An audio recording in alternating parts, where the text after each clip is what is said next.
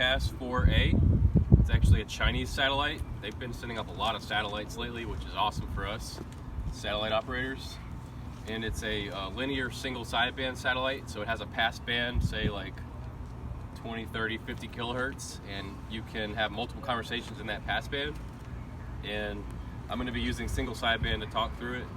The satellite is coming from that direction, which is kind of northwest, and its max elevation is behind that D, and it goes away behind that lamppost. And I pulled out a compass earlier, looked up the cardinal directions, and figured this out. And what I do is, so the pass will last about 12 minutes, so I watch my watch, and when I'm like halfway through, I know I should be pointing here, and so on and so forth. So it'll be here at actually 9:12, and I've been sending emails and messages online to various satellite operators telling them I'm doing a demo.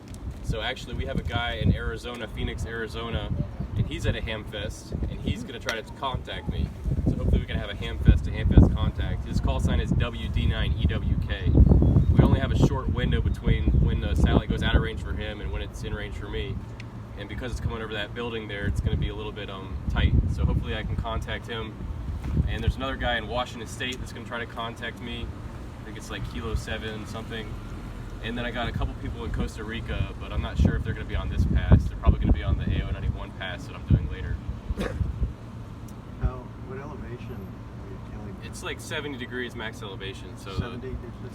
70. Yeah, so it's like the max elevation is degrees above the horizon, so 90 degrees is straight up. So this pass is going to be fairly high. It's coming from the west though, so this one's a little bit unusual. Most of the satellites I work, they're more like they have a polar orbit, so they kind of go over the poles. This one has what they call the inclination. The inclination is the degrees off of the equator, and this one I guess is a little bit lower, so it's coming kind of sideways actually for me. So actually it's a really good pass. We're going to get the whole country. Granted, out in California and Arizona at 6 a.m., so I don't know how many people will be on, but and I will say another thing to mention is, so there's Doppler shift you have to deal with. So Doppler shift is like when you have a train going by you and the horn sounds higher when it's coming towards you and lower as it goes away from you.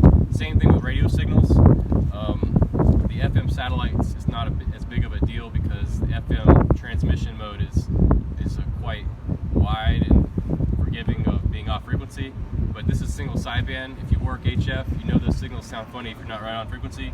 You're going to hear a lot of whistling. It's going to go real high, it's going to go real low, and it's actually really hard to handle for me, and I'm not really good at it yet, so it's hard for me to like follow the conversation. So I may have trouble, and sometimes I can't.